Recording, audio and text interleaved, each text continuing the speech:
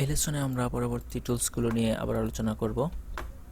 আচ্ছা, এর আগে আমরা দেখেছিলাম selection tools, track select forward, track select backward, তারপর হচ্ছে ripple edit and rolling edit. এখন আমরা দেখব হচ্ছে রেড স্ট্রেচ এর কাজ। রেড স্ট্রেচ এর কাজ যদি আমরা দেখতে চাই, আচ্ছা, রেড স্ট্রেচ দিয়ে আসলে যে কাজটি করা হয় এটি যদি আপনাদের বোঝাতে চাই এখন, তো যে কাজটি করতে হবে আমার এখান থেকে আমার এই মিউট অপশনটি উঠিয়ে দিতে হবে, কেননা এটি বুঝতে হলে আপনাদেরকে সাউন্ডটা শুনতে হবে। সাউন্ড শুনলে হয়তো বুঝতে পারবেন খুব ভালোভাবে। তো আমি এটা আপাতত উঠিয়ে দিচ্ছি। আচ্ছা, আপাতত একটু থাকুক, এখানে সাউন্ড বেশি দেওয়া থাক দিলাম। ওকে, দেখুন যে এই সিনটি এখানে প্রথম হচ্ছে একটি গাড়ির সিন এবং লাস্ট হচ্ছে যে গাড়িটি এই জায়গায়। তো আমি চাচ্ছি যে আমার এই সিকোয়েন্সটি যেই জায়গাটুকু আছে, মানে একদম সেম যেখান থেকে যে পর্যন্ত শেষ সেম ফুটেজ থাকবে। আমি চাইলে তো এখান থেকে এটা দিয়ে এখান থেকে বড় করতে পারি। কিভাবে? ধরেন এটাকে একটু পিছনে নিলাম সিলেকশন টুল দিয়ে, আর এটাকে এভাবে ধরে টান দিয়ে একটু বড় করে দিলাম। তো যেই কাজটি হলো, আমার এই ফুটেজটি হ্যাঁ, এখান থেকে এই জায়গায় যাওয়ার পর এখান থেকে এই পর্যন্ত ছিলাম আমরা। এরপর হচ্ছে এইটুকু আমার ফুটেজের বাকি অংশটুকু বেরিয়ে চলে এসেছে। তো আমি চাচ্ছি যে এই ফুটেজের বাকি অংশ বের হবে না, এই ফুটেজটি আমার ঠিক যতটুকু আছে সেম টু সেম এতটুকুই আমার থাকবে, কিন্তু আমি আমার এই ফুটেজের লেন্থটা বাড়িয়ে দিব। তো লেন্থ বাড়িয়ে দিতে হলে আমার যে কাজটি করতে হবে, তার মানে যেটাকে বলে হচ্ছে স্লো মোশন করব আর কি। তো অ্যাকচুয়ালি এই এতটুকুর লেন্থ বাড়িয়ে দিলে অটোমেটিক্যালি সেটা স্লো মোশনই হয়ে যাবে। আচ্ছা, তো এটার কাজ হলো এই রেড স্ট্রেচ টুলস এর কাজ। আচ্ছা, তো এটারই কাজ হলো এই রেড স্ট্রেচ টুলস এর কাজ। সিলেক্ট করলাম, ধরলাম, আচ্ছা সিলেক্ট করলাম, এবার ধরলাম,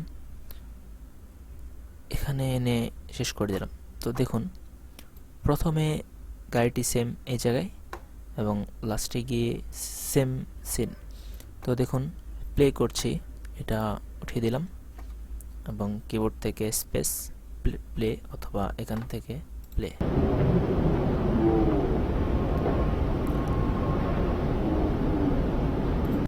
দেখলেন যে এই ফুটেজটি স্লো মোশন হয়ে গেল এবং নিচের যে অডিও লেয়ারটি আছে অডিওটি সহ স্লো হয়ে গিয়েছে। অডিওটির সাউন্ড কোয়ালিটি শুনলেই বোঝা যাচ্ছে। আচ্ছা আচ্ছা, এখানে কিছু কথা আছে, এই ফুটেজটি আমি করব, তাহলে হচ্ছে আপনারা ভালো করে বুঝতে পারবেন। এটাকে আমি ছোট করে দিলাম, আবার এটিকে আবার একটু বড় করে দিলাম, তাহলে দেখুন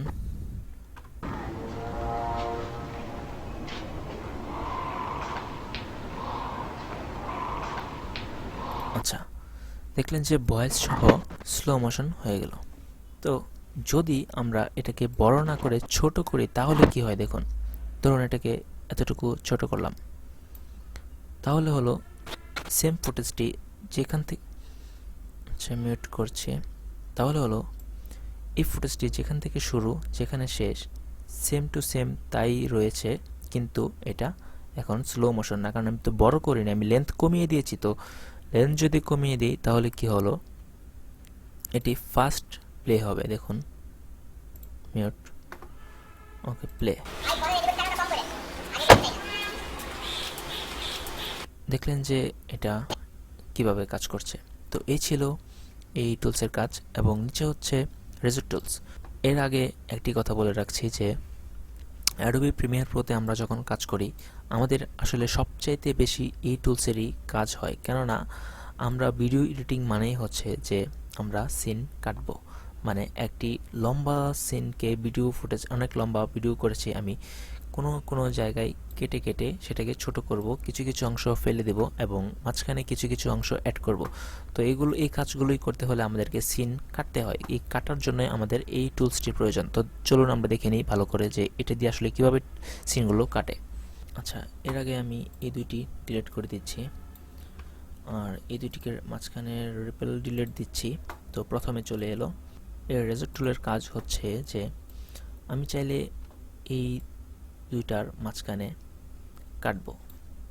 কাটলাম, তারপর এখানে আবার কাটলাম, তারপর হচ্ছে এখানে এখানে এখানে আপনি চাইলে যেখানে খুশি কাটতে পারবেন, কিন্তু আপনি এক্স্যাক্টলি কোন জায়গাটায় কাটবেন সেটা কিভাবে বুঝবেন যে আপনার কোন জায়গাটাই কাটতে হবে এবং সেখানেই কিভাবে, কারণ এখানে দেখুন যে এখানে তো আমি বুঝতে পারছি না এটা এখানে রাখলে যে এটা আসলে কোন জায়গাটা, এটা কোন পয়েন্ট, এটা বুঝতে হলে আমাকে কি করতে হবে, এই যে এই টাইম ইন্ডিকেটরটি ঠিক সেম জায়গায় নিয়ে আসতে হবে। ধরুন আমি এই জায়গাটাতে কাটবো, এই জায়গাটায় রেখে এটাকে যদি আমি এখানে নিয়ে এসে ক্লিক করি, দেখুন এই জায়গাটাই কেটে গেছে।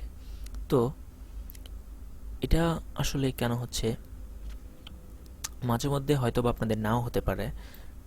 এর একটা কারণ আছে, আমি দেখাচ্ছি যে এখানে দেখুন একটি স্ন্যাপ অপশন আছে, এটা সিলেক্ট করা, এটা দেখুন ম্যাগনেটের মতো একটি আইকন, তার মানে হচ্ছে চুম্বক। তো এই টাইম ইন্ডিকেটরটি যেখানে থাকবে আমার এই টুলসটি এটা কাছাকাছি গেলেই স্ন্যাপ করবে, মানে দেখুন চুম্বকের মতো আকর্ষণ করে এটিকে টেনে তার কাছে নিয়ে যাচ্ছে।